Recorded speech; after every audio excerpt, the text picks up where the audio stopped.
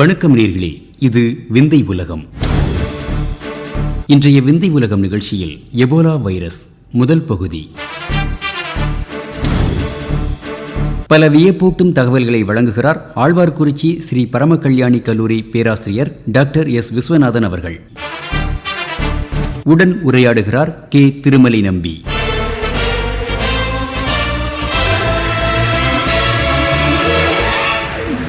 வணக்கம் நண்பர்களே. இப்போ அண்மை காலங்களில் எபோலா வைரஸ் நோய் அப்படின்றத பற்றி பல்வேறு ஊடகங்கள்லையும் சொல்லிக்கிட்டே இருக்கிறாங்க. இந்த எபோலா வைரஸ் அப்படின்னா என்ன? இது உண்மையிலே ஆப்பிரிக்காவில் தோன்றி அப்படியே பரவிக்கிட்டு இருக்குது அப்படின்ற ஒரு அச்சம் தரும் செய்தியாக அது இருக்குது. இப்போ இந்தியாவை பொறுத்தவரையில் எபோலா வைரஸ் சுத்தமாக கிடையாது. இந்தியா உள்ளுக்குள்ளே வர்றதுக்கான வாய்ப்பும் இல்லை. ஏன்னா இந்தியாவுக்கு வரக்கூடிய பல்வேறு பயணிகளையும் நல்லா சோதிச்சு இருக்குதா அப்படின்னு உறுதி செய்யக்கூடிய அளவுக்கு ஏற்பாடுகள்லாம் நடந்துகிட்டு இருக்குது. இதை பற்றி மத்திய மாநில அரசுகள் ரொம்ப தெளிவாகவே சொல்லியிருக்குது. இந்த நிகழ்ச்சியோட நோக்கமும் ஒரு பெரிய பயத்தை உருவாக்குவது கிடையாது. இப்படி எல்லாரும் சொல்கிறாங்களே எபோலா வைரஸ், இதை பற்றி அப்படி என்னதான் தகவல் இருக்குது? வித்தியாசமான தகவல்கள், நமக்கு தெரிய வேண்டிய தகவல்கள், விழிப்புணர்வு ஏற்படுத்தக்கூடிய தகவல்கள், இதெல்லாம் சொல்றதுக்காக வந்திருக்காங்க ஆழ்வார்குறிச்சி ஸ்ரீ பரமகல்யாணி கல்லூரியினுடைய பேராசிரியர் டாக்டர் எஸ் விஸ்வநாதன் அவங்க. வணக்கம் சார். வணக்கம். இப்போ எபோலா அப்படின்னு சொல்லப்போ இது ஒரு வைரஸ் நோய் அப்படின்னு சொல்கிறோம். இந்த வைரஸை பற்றி சொல்லுங்களேன் முதல்ல. வைரஸ் அப்படிங்கிறது ஒரு உயிருள்ள பொருளாகவும் எடுத்துக்க முடியாது, உயிரற்ற பொருளாகவும் எடுத்துக்க முடியாது. அது உடம்புக்கு வெளியில் இருந்துன்னு சொன்னால் அது ஒரு உயிரற்ற பொருள், ஒரு ஜட பொருளாக நம்ம கருதுகிறோம். அதே பொருள், உயிரற்ற அந்த ஜடப்பொருள் உடம்புக்கு உள்ளே வந்துடுச்சு அப்படி சொன்னால், அதாவது உடம்பிலுள்ள திசுக்களுக்குள்ளே செல்லுக்குள்ளே வந்துடுச்சு அப்படி சொன்னால் அது உயிருள்ள ஒரு பொருளாக மாறிவிடுகிறது. வைரஸ் அது ஒரு லத்தீன் வார்த்தை. அதற்கு பெயர் லிக்விட் பாய்சன், திரவ நிலையில் இருக்கக்கூடிய ஒரு விஷம் அப்படின்னு பேர். இது வைரஸ் அப்படிங்கிறதுனால நமக்கு நன்மைகளும் இருக்குது, பல தீமைகளும் இருக்குது. பல்வேறு விதமான வைரஸ் நோய்கள் இருக்குது. உதாரணத்துக்கு பார்த்தீங்கன்னா நம்ம உலகம் முழுவதும் பேசக்கூடிய AIDS, HIV virus, hepatitis virus, அப்புறம் இன்ஃப்ளூயன்ஸா வைரஸ், சார்ஸ் வைரஸ், இப்படி பல்வேறு விதமான வைரஸ் நோய்கள் இருந்தாலும் இது ஒவ்வொரு இடங்கள்லையும் ஒரு குறிப்பிட்ட அளவில் பாதிப்பை பயத்தை ஏற்படுத்தக்கூடிய வைரஸ் இவைகளெல்லாம் இருந்தால் கூட இன்னைக்கு எல்லா வைரஸையும் மொத்தத்தில் முழுவதுமாக பின்னுக்கு தள்ளிவிட்டு எபோலா அப்படிங்கக்கூடிய வைரஸ் இன்னைக்கு சர்வதேச சமுதாயத்தை முழுமையாக பயமுறுத்தி கொண்டிருக்கிறது. இந்த எபோலா வைரஸ் காங்கோ நாட்டில் எபோலா அப்படின்னு ஒரு நதி, அந்த நதி கரையில் முதலாக இந்த வைரஸ் பாதிக்கப்பட்டு அதனால் இறந்து போன ஒரு 44 வயதுடைய ஆசிரியரிடம் 1976ஆம் ஆண்டு இந்த வைரஸ் கண்டறியப்பட்டது. இந்த வைரஸ் அதுக்கு முன்னாடி எபோலா அப்படின்னு பேர் சொல்றதுக்கு முன்னாடி, அது சரியாக அதை பற்றின அறிவியல் தகவல் நமக்கு வருவதுக்கு முன்னாடி நம்ம அந்த வைரஸை மார்பர்க் வைரஸ் அப்படின்னு நினைச்சோம். மார்பர்க் வைரஸ் அப்படின்னு சொன்னா ஜெர்மன்ல பாதிப்பை ஏற்படுத்தினா ஒரு வைரஸ், ஜெர்மன்ல ஒரு நகரத்தை அச்சுறுத்தலுக்கு ஏற்படுத்திய ஒரு வைரஸ் தான் மார்பர்க் வைரஸ் சொல்றோம். நம்ம நினைச்சோம் அந்த மார்பர்க் வைரஸ் தான் இது அப்படின்னு நம்ம நினைச்சோம். அறிவியலாளர்கள் பின்னால் கண்டுபிடிச்சு சொன்னாங்க இது மார்பர்க் வைரஸ் கிடையாது, இது மார்பர்க் வைரஸ் வித்தியாசமான ஒரு வைரஸ். அப்போ அதுக்கு ஒரு பேர் கொடுக்கணுமே, அது எப்படி கொடுக்கலாம்னு பார்த்தா அது எபோலா நதிக்கரையில் கண்டுபிடிச்சதுனால அதை எபோலா வைரஸ் அப்படின்னு சொல்ல ஆரம்பிச்சாச்சு. இன்னைக்கு உலக சுகாதார மையம், வேர்ல்டு ஹெல்த் ஆர்கனைசேஷன் இதை ஒரு பெரிய ஒரு இன்டர்நேஷனல் த்ரெட், சர்வதேச சமூகத்துக்கு ஒரு பெரிய ஒரு சவால், சர்வதேச சமூகம் முழுதும் இந்த நோய்க்கு எதிராக ஒருங்கிணைந்து செயல்பட வேண்டும் அப்படின்னு அறைகூவல் விடுத்திருக்காங்க. இந்த எபோலா வைரஸில் நம்ம நினைக்கிற மாதிரி ஒரு வைரஸ் கிடையாது, கிட்டத்தட்ட 5 வகையான வைரஸ்கள் இருக்குது.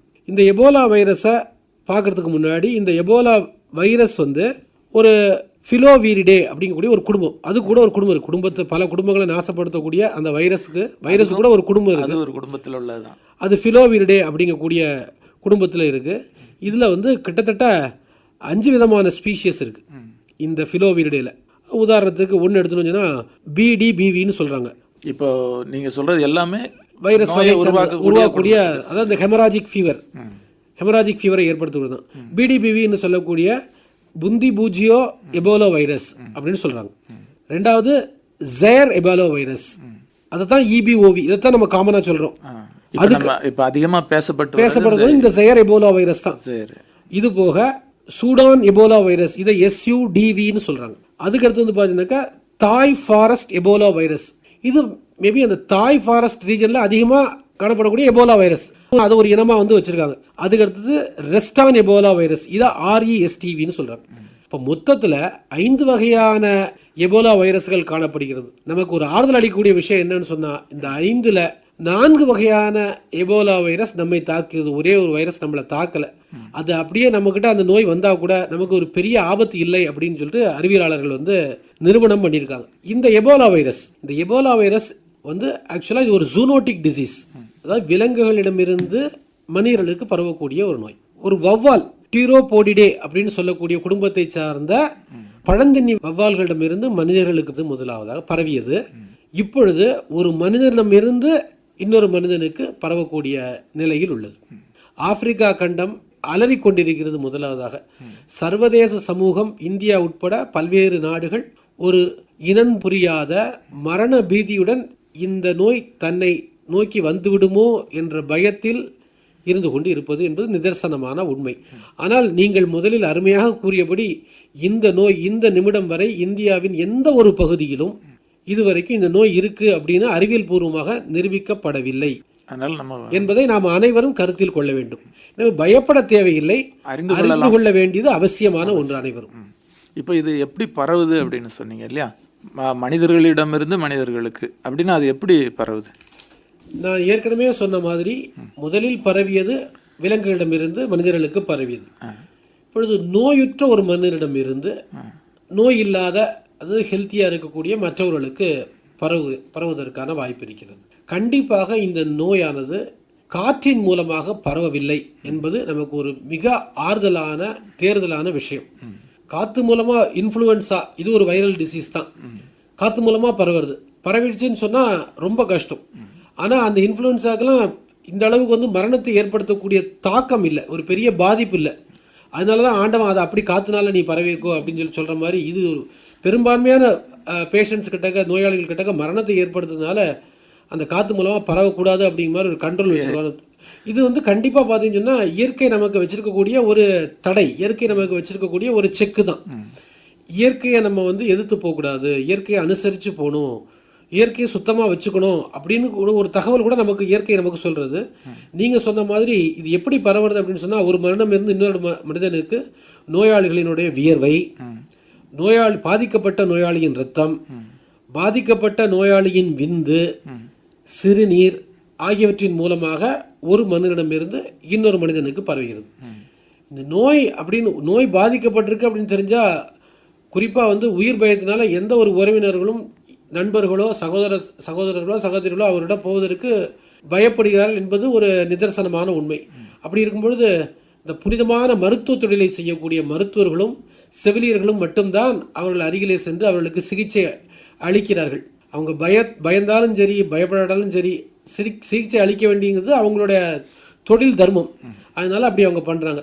அப்போ அந்த நோய் யாருக்கு வந்து உடனடியாக அதிகமாக யாருக்கு பரவுறது அப்படின்னு சொன்னால், அந்த நோய்க்கு ட்ரீட்மெண்ட் கொடுக்கக்கூடிய சிகிச்சை கொடுக்கக்கூடிய மருத்துவர்களுக்கும் அப்புறம் வந்து அந்த செவிலியர்களுக்கும் தான் இந்த நோய் வந்து பரவுவதற்கு அதிகமான வாய்ப்புகள் இருப்பதாக சொல்லுவாங்க. ஒரு வகையில் அங்கே ஒரு சின்ன கவனக்குறைவு இருந்தால் கூட சிக்கல் தான், ஒரு சிறிய கவனக்குறைவு இருந்தால் கூட சிக்கல் தான். நீங்கள் சொன்ன மாதிரி கண்டிப்பாக பாதிப்பு வரும். இந்த நோயாளிகளுக்கு அருகில் செல்லும் பொழுது மருத்துவர்களும் சரி செவிலியர்களும் சரி மருத்துவ உலகத்தால் அறிவுறுத்தப்படுவது என்னன்னு சொன்னால், முழுவதுமாக கண் உட்பட உடம்பில் உள்ள எல்லா பகுதிகளையும் கவசம் போன்று அணிந்து கொண்டு அந்த அங்கிகள், அதற்குரிய கை உரைகள், அதற்குரிய தலை உரைகள், உடல் உரைகள் எல்லாம் கம்ப்ளீட்டாக நம்ம அதை போட்டுண்டு அதுக்கப்புறம் தான் அவங்கக்கிட்ட போய் ட்ரீட்மெண்ட்டே வந்து நம்ம கொடுக்கணும் அப்படின்னு. அதுக்கப்புறம் எபோலாவினால் கிட்டத்தட்ட 90% மக்கள் வந்து பாதிக்கப்பட்ட மக்கள், 100 பேர் பாதிச்சிருக்காங்கன்னு சொன்னால் 90% மக்கள் வந்து இறப்பதற்கான வாய்ப்புகள் அதிகமாக இருக்குது அப்படின்னு சொல்கிறோம். இப்போ ஒரு உதாரணத்திற்காக ஆகஸ்ட் 20ஆம் தேதி வரைக்கும் உலக சுகாதார நிறுவனத்தின் கணக்கெடுப்புப்படி ஆப்பிரிக்காவில் இறந்தவர்களின் எண்ணிக்கை 2473 மனிதர்கள் இறந்திருக்கிறார்கள். இப்போ இறந்து போனவர்கள், அந்த இறந்து போன மனிதர்களின் உடல்களை நம்ம வந்து அப்புறப்படுத்துவது, அதாவது அவர்களை வந்து எரிப்பதோ அல்லது புதைப்பதோ அவர்களோட மத வழக்கப்படி அந்த உடலை வந்து அந்த அடுத்த நிலைக்கு எடுத்து செல்வதற்கு கூட மிகவும் ஒரு கஷ்டமான ஒரு காலகட்டத்தில் இருக்கும். அதில் கூட நம்ம ப்ராப்பராக இல்லை அப்படின்னு சொன்னால், அதில் ஏதாவது ஒரு சிறிய கவனக்குறைவோ இருந்துச்சு அப்படின்னு சொன்னால் அந்த நோய் வந்து அந்த இறந்த உடலானது ஒரு நோயின் மூலமாக செயல்பட்டு மற்றவர்களுக்கும் நோயை பரப்புவதற்கான வாய்ப்புகள் அதிகம் இருக்கிறது என்பதை வந்து அறிந்து கொள்ள முடிகிறது. இப்போ இந்த எபோலா வைரஸ் நோய் வந்து அறிகுறியை பற்றி என்ன சொல்கிறோம்? அறிகுறிகள் அப்படின்னு பார்த்தோம்னு சொன்னால், இது முதல்ல ஒரு சாதாரண ஒரு வைரஸ் காய்ச்சலை போன்று ஒரு காய்ச்சலாகத்தான் தொடங்குகிறது. அறிகுறிகள் அப்படின்னு ஒரு 2லிருந்து 10 நாட்களுக்குள் நமக்கு வந்து அந்த எபோலாவுக்கு உண்டான அறிகுறிகள் முழுவதுமாக தெரிந்து விடுகிறது. சில சமயங்களில் சில மனிதர்களில் வந்து 21 நாட்கள் கூட எடுத்துக்கொள். ஏன் சார் ஒரு இடத்துல 2 நாள் சொல்கிறீங்க, ஒரு இடத்துல 10 நாள் சொல்கிறீங்க, சில சமயங்களில் 21 நாள் சொல்கிறேன்? அந்த பாதிக்கப்பட்ட மனிதனுடைய எதிர்ப்பு சக்தியை வைத்து, எதிர்ப்பு சக்தி ஒரு மனிதனுக்கு அதிகமாக இருந்தது அப்படின்னு சொன்னால் 21 நாள் தேவைப்படும். ரொம்ப ரொம்ப கம்மியாக இருந்து சொன்னால் 2 நாள்லேயே எல்லா விதமான அறிகுறிகளும் அவங்களிடமிருந்து நம்ம வந்து கண்டுபிடிச்சிக்கலாம். உதாரணமாக எபோலா பாதிக்கப்பட்ட மனிதனுக்கு முதலாவதாக சாதாரணமாக காய்ச்சல் வரும், அதுக்கடுத்து தலைவலி, அதுக்கடுத்து வாந்தி, அதுக்கடுத்து மயக்கமான ஒரு நிலையை வந்து அவன் அடைவான். அடுத்து மூட்டு வலி அதிகமாக இருக்கும் அப்படின்னு சொல்கிறாங்க. அப்புறம் வயிற்று வலி வந்து அதிகமாக இருக்கும். எபோலா பாதிக்கப்பட்ட ஒரு மனிதன் வந்து மூச்சு விடுவதற்கே கொஞ்சம், அதாவது நான் சொல்கிறது எல்லாம் ஒரே நாளில் வந்துடாது, ஸ்டெப் பை ஸ்டெப்பாக கொஞ்சம் கொஞ்சமாக ஒவ்வொரு நிலையில் வந்து வருது. சில நாள் கழிச்சு வந்தோன்னா மூச்சு விடுறதுக்கே ரொம்ப சிரமப்படுற மாதிரி ரெஸ்பிரேட்டரி ப்ராப்ளம் இருக்குது. அப்புறம் உடம்பெல்லாம் வலிக்கிற மாதிரி தசை வலிகள் வந்து அங்கங்கே நமக்கு வந்து இருக்குது. இது போக வந்து அங்கங்கே வெடிச்சு உடம்பிலிருந்து ரத்தம் வந்து கசிய தொடங்குகிறது, உடலில் வெடிக்க ஆரம்பிச்சு வெடிப்புகள்லாம் கூட வர ஆரம்பிக்கிறது அப்படிங்கிறது. அதுக்கடுத்து சொல்கிற பிளட் ப்ரெஷர், ரத்த அழுத்தம் வந்து லோ பிபி குறைய ஆரம்பிக்கிறது அப்படிங்கிறது. நாடி துடிப்பு வந்து அதிகமாகிறது அப்படின்னு சொன்னோம். ரொம்ப ஒரு முத்தின கண்டிஷனில் எபோலா பாதிக்கப்பட்ட மனிதன் வந்து உட்கார கூட முடியாது அப்படிங்கக்கூடிய ஒரு நிலை வருது. இது மிக மிக முற்றிய நிலையில் வந்து நான் ஏற்கனவே சொன்ன மாதிரி உடல் தசையெல்லாம் ரொம்ப வலி அதிகமாகிறது, தோலெல்லாம் அரிப்பு ஏற்பட ஆரம்பிக்கிறது, உடல் வந்து சிவந்து காணப்படுகிறது, அப்புறம் பார்வை கூட பாதிக்கப்பட்டு பார்வை மங்கலாக மாறுகிறது, சில சமயத்தில் முழு பார்வையும் பறி போகிறது, முடிவாக அதாவது மரணம் ஏற்படுத்திடுது. இப்போ இது நீங்கள் சொல்கிறது எல்லாமே கிட்டத்தட்ட அவருக்கு தாக்கியதிலிருந்து 1 மாதத்துக்குள்ளே நடந்துருது. அதாவது 21 நாட்கள், 21 நாட்கள் அதிகபட்சமாக 21 நாட்கள் என்று கணக்கிடப்பட்டிருக்கு. 21 நாட்களுக்குள் இவ்வளவு அறிகுறிகளும் தென்பட்டு கடைசி முடிவில் வந்து மரணம் வந்து ஏற்படுகிறது அப்படின்னு. அந்த அளவுக்கு வேகமாக அது மிகவும் கொடூரமான ஒரு நோய் தான் இந்த எபோலா. HIV வந்துன்னா கூட அந்த அவங்களுடைய எதிர்ப்பு சக்தியை அதிகரிச்சுட்டே இருந்தோன்னா வாழ்நாளை கூட்டி கொண்டு போகலாம் அப்படின்னு சொல்கிறோம். ஆமாம், நிறைய மருந்துலாம் வந்துடுது. நீங்கள் சொன்ன மாதிரி ஹெச்ஐவிக்கு கூட மருந்துகள் வந்து கண்டுபிடிக்கப்பட்டிருக்கிறது அப்படின்னு சொல்லலாம். இப்போ நல்ல ஒரு ஆரோக்கியமான சாப்பாடை சாப்பிட்டா நம்ம திருப்பி ஒரு தவறான ஒரு போக்கில் போகாமல் இருந்தாச்சு சொன்னாக்கா ஓரளவுக்கு நாளை எக்ஸ்டெண்ட் பண்ணிக்க முடியும், நம்மளுடைய ஆயுட்காலத்தை வந்து நம்ம வந்து நீட்டிக்க முடியும் அப்படின்னு சொல்லிட்டு. இது வந்து கண்டிப்பான முறையில் வந்து ஒரு மரணத்தை வந்து கொடுக்கக்கூடியதாக தான் வந்து இருக்குது. இன்னைய நிலவரம் அது, இன்னைக்கு நிலவரம் கண்டிப்பாக அந்த நிலைமையில தான் இருக்குது. சரியாக சொன்னீங்க. இப்போ இதுவரை எபோலா வைரஸ் பற்றிய பல்வேறு தகவல்களை ரொம்ப அழகாக எடுத்து சொன்னீங்க. நன்றி, வணக்கம். நன்றி. நேயர்கள் இதுவரை கேட்டது விந்தை உலகம். இன்றைய நிகழ்ச்சியில் எபோலா வைரஸ் முதல் பகுதி. பல வியப்பான செய்திகளை வழங்கினார் ஆழ்வார்குறிச்சி ஸ்ரீ பரமகல்யாணி கல்லூரி பேராசிரியர் டாக்டர் எஸ் விஸ்வநாதன் அவர்கள். நேயர்களே, இதன் நிறைவு பகுதியை வரும் புதன்கிழமை காலை இதே நிகழ்ச்சியில் கேட்டு மகிழலாம். நேர்முகமும் நிகழ்ச்சி அமைப்பும் கே. திருமலை நம்பி. அமைப்பில் உதவி எம். சின்னத்துரை. மீண்டும் சந்திப்போம் நேயர்களே. வணக்கம்.